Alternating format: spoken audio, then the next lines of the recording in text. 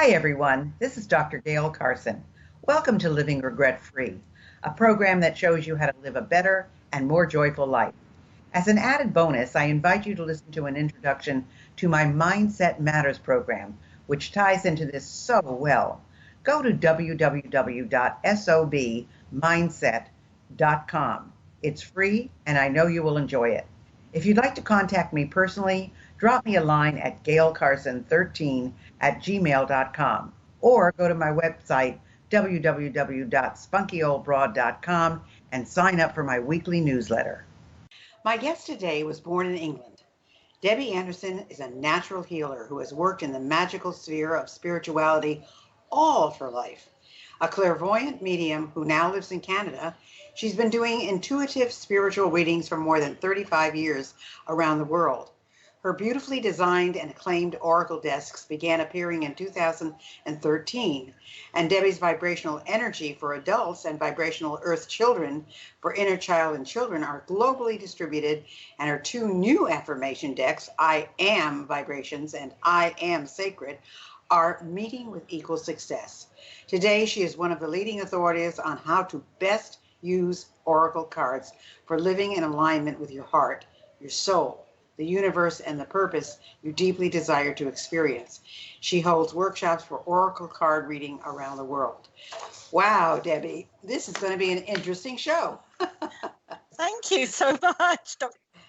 Well, you sent me oracle cards. I'm not sure I figured it all out yet, but how did you discover, when did you discover that you could see spirit? I mean, a lot of people never see spirit.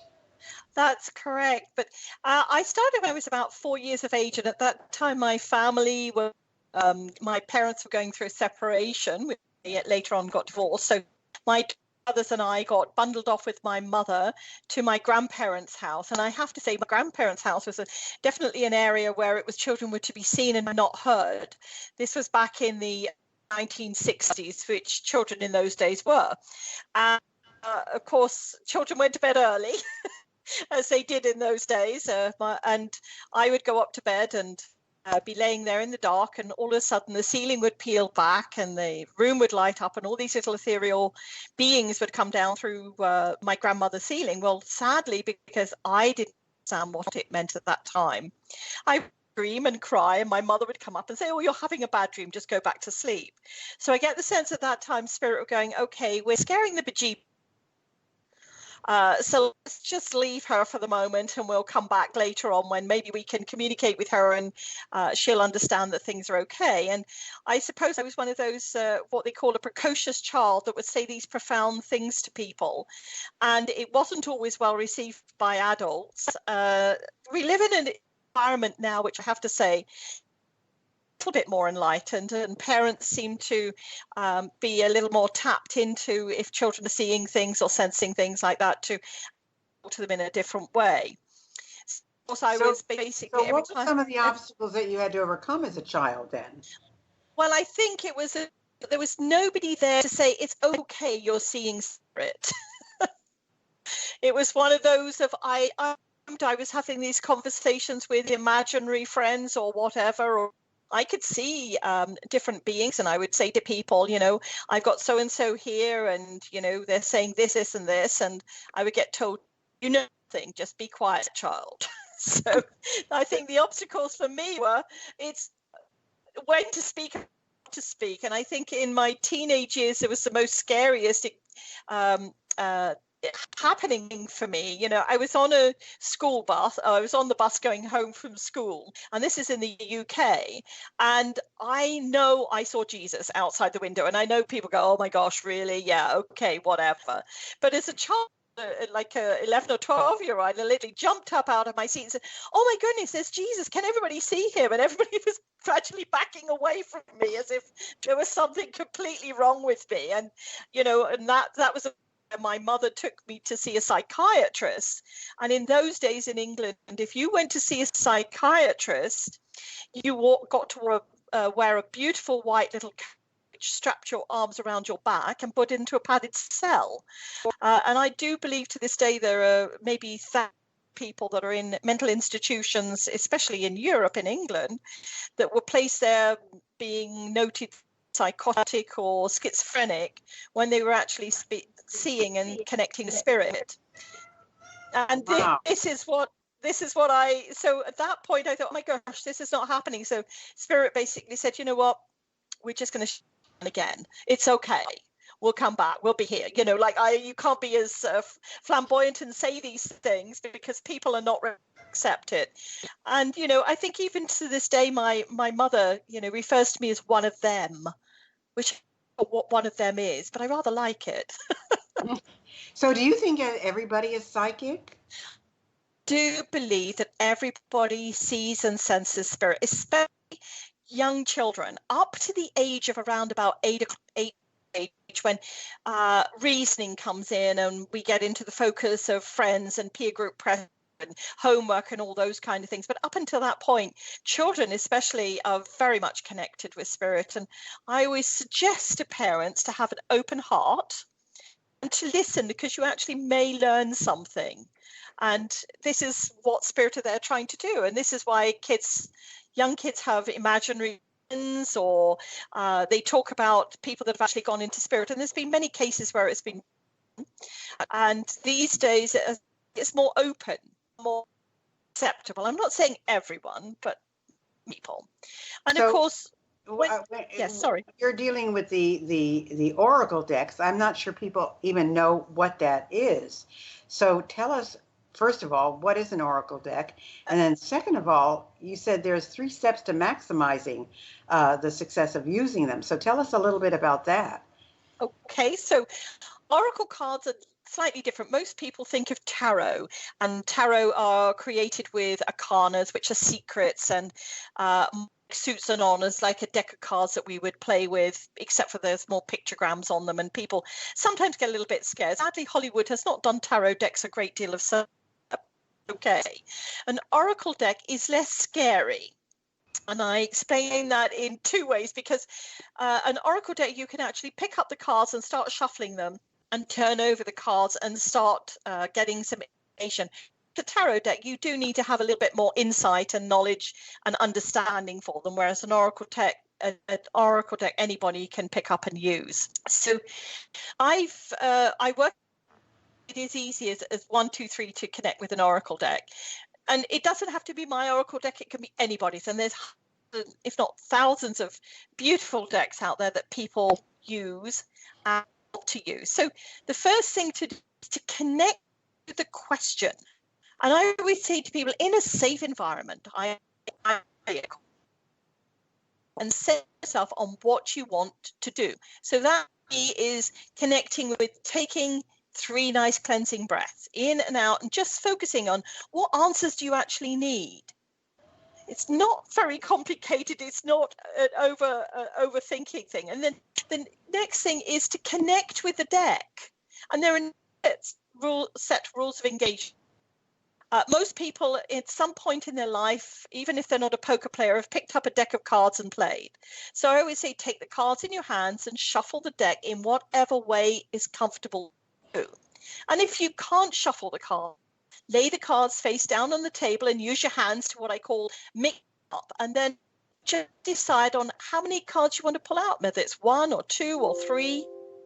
And, you know, once you've done that, you can pull the card. And then the third thing is connect to the card. Look at what card you've chosen based on the question you were asking or the required at that particular time. And I always say, there are no wrong choices. Spirits seem to send us the right card information for us to contemplate on. And we have to ask. Yes, look it up in the book. But I would get people to initially, when they're using my deck, I'm teaching them, is to put the book aside, look at the image that you see in front of you. What is the question that you asked? Does it resonate with it? Are the colors in there, words in there, things beneath the image that we actually see? That's what I need to do first, and read the book afterwards. Because boy, it's a lot of information, Deb. A lot of information for people to process. But you also work a lot with vibrational energy. And That's so I correct. haven't heard you really talk about that. So tell us a little bit more about vibrational energy. Yeah, of course. Well, every thing in the universe is a vibrating at a particular frequency. Trees, animals, humans, even the innate objects that are surrounding us. I try to say to people, think of radio waves. They're unseen, and yet we know they exist. And all we need to do is dial into the right station that we want to listen to. And that's exactly the same vibrational energy. Uh, there's been many scientifics to explain that the being is made up of energy levels, physical, mental, and emotional, and the spiritual. And each of these has a vibrational frequency. For instance, some meet somebody and we have that connection with them. We say, wow, this is really lovely. I felt really comfortable in this person's energy. I want to meet them again. Whereas sometimes when we meet somebody and we're like, whoa, get me out of here. I don't want to be standing talking to this person. It feels icky or yucky, or I just don't feel comfortable. What we're doing is actually picking up the vibration of them, and they're picking up their vibration of us. It does. It's interesting because I'm thinking of, because I travel so much, I meet people who, on the planes or even sitting in the terminals, and we get into these really deep conversations and we get along great. And, Right. they'll say, would you watch my suitcase or watch my dog or watch my kid or whatever? And I'm thinking, how do they have that trust in me? I mean, I could be the studio, I don't know. But so I get what you're saying about that connection. And the interesting thing is that you created this children's deck, but it's also Right. evolved into an application for adults. So how did that happen? Well, it was more of that used it because I was starting whenever somebody is my deck or is communicating with me, well, is it for a child? And what I was hearing from people is, no, I'm using it for myself. And of course, I had to stop and think, okay, this has been purely created in a childlike fashion, with answers that would relate to a child in the day-to-day of the cards. And what I was finding out from people, we needed to hear that on a childlike level.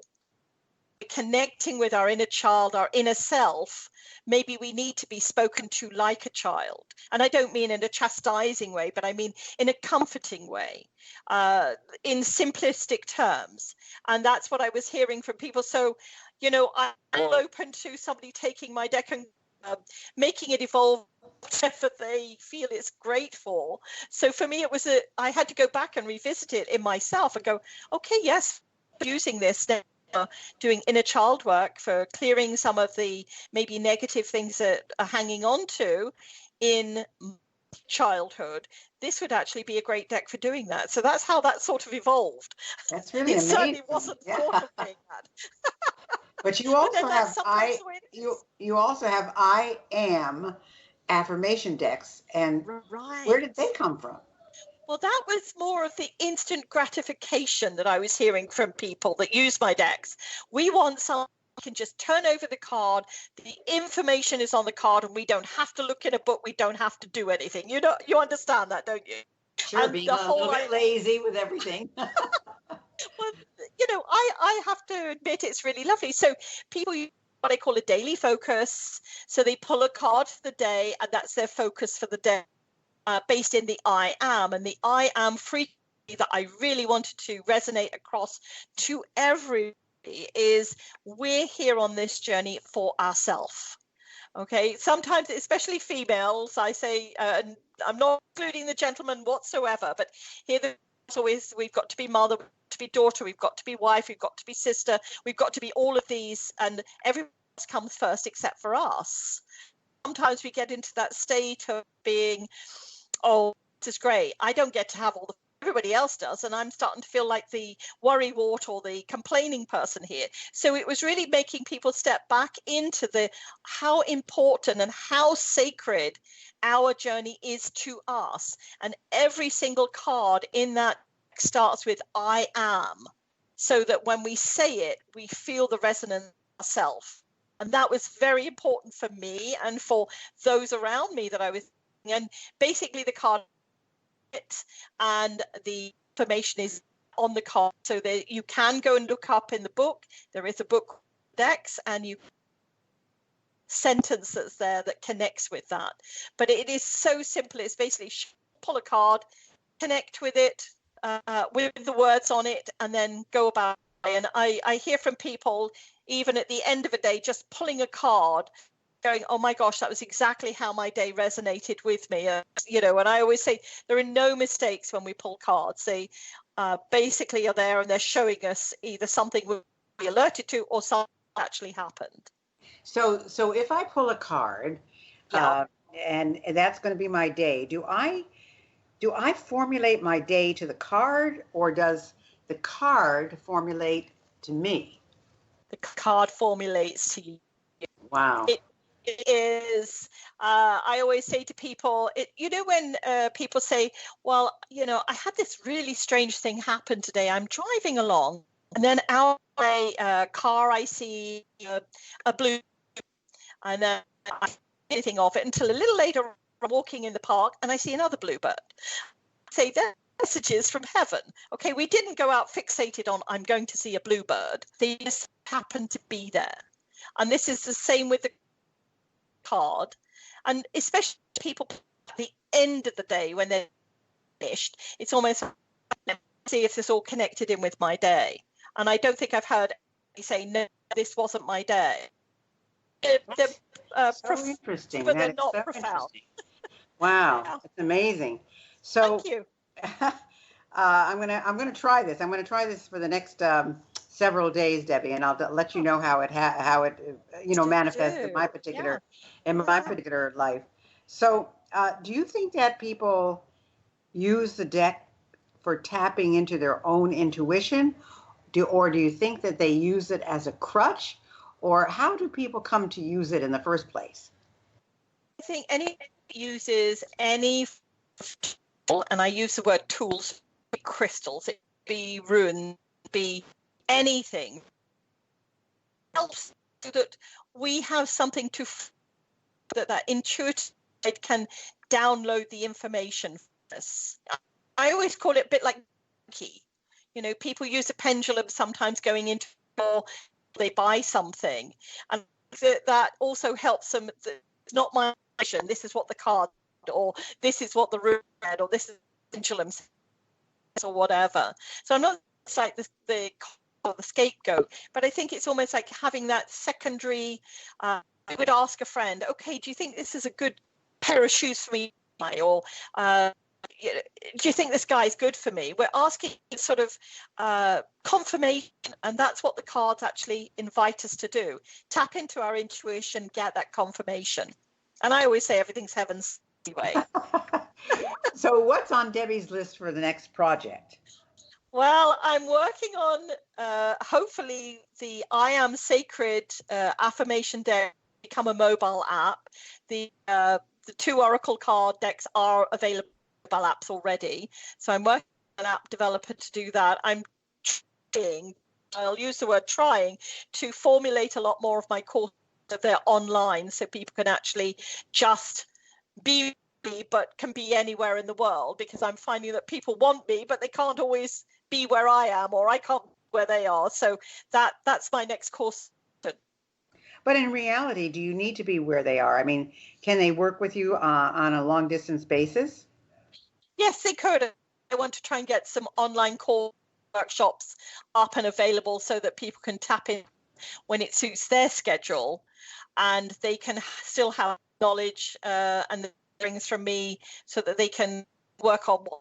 So, for instance, the Oracle card reader course thing that I'm working on first, put it into lessons, if you like, so that people can watch and learn online.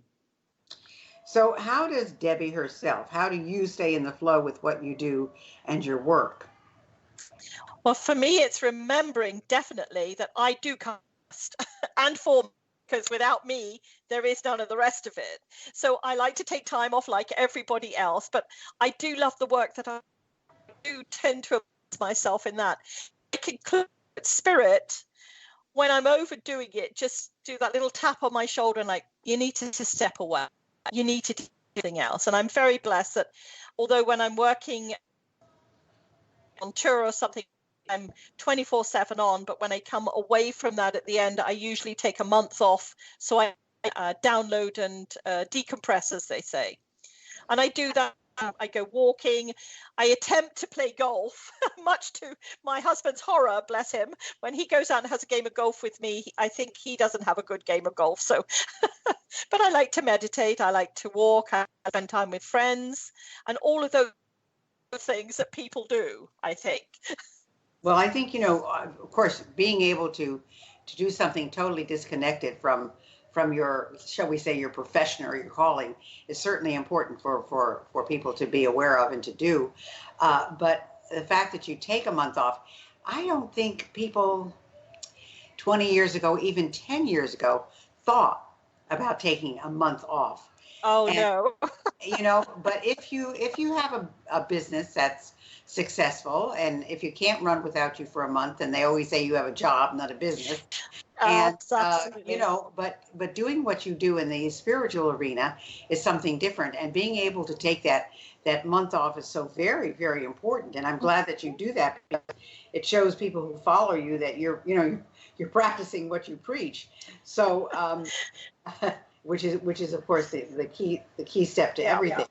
So, if I were to have someone that I know say, hey, I want to use this Oracle deck, how do people use the deck for tapping into their own intuition and situation? I would suggest, first of all, is have a question that you want to ask. And that's helpful. Just a card. Absolutely. Like, how do I help myself intuitively? Might be the question. What do I need to do? Sit for a few minutes, meditate on it, take the cards and shuffle it, and whatever that has card out.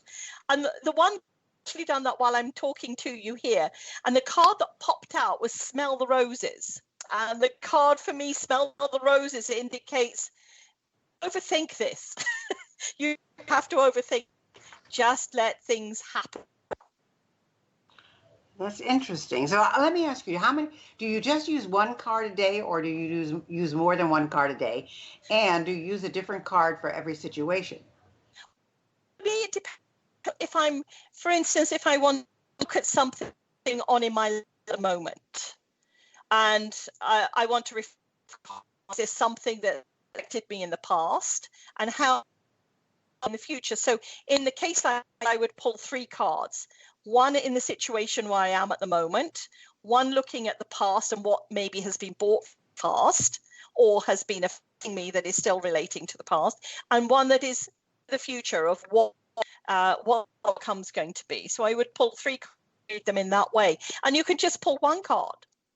On my particular deck, there is actually a downloadable sheet that relates to the book inside the deck, which takes through the 5 dimensions of the vibrational soul, and it goes deep into asking questions, and basically each one and look at that card based on question. It's a very deep one. I suggest people just do the easy 1 card pull or 3 card pulls and see how you get on from there. So where would people go to get these cards, Debbie? Where would they find you? Well, I've got across, I suppose. I would say yes, it is world. But if they come to me directly, I do ship all around the world, and that would be from a website, which is vibrational-energy.com. And you'll see start here at the very top, and that'll take you down to all the information you want to know. Okay. I'm not sure I got that. Let's do it again. Vibrational Okay. Vibrational dash energy. Okay. Dash, or hyphen. See, some people use the word dash and some people use the word hyphen. So vibrational energy.com. And what do you have a gift for our listeners today? what I'd like to do is, if any purchase one of the decks, send them a free download of my vibrational breath CD, which will help them with some meditation music. Wonderful. Well, Debbie, this has really been an experience today. I want to thank you for being with us, and I want to thank you for all your information, and I want to thank you for the cards. I'm going to use them and see if it helps me with my day. I really appreciate this. Thanks for listening, and I hope you enjoyed today's show.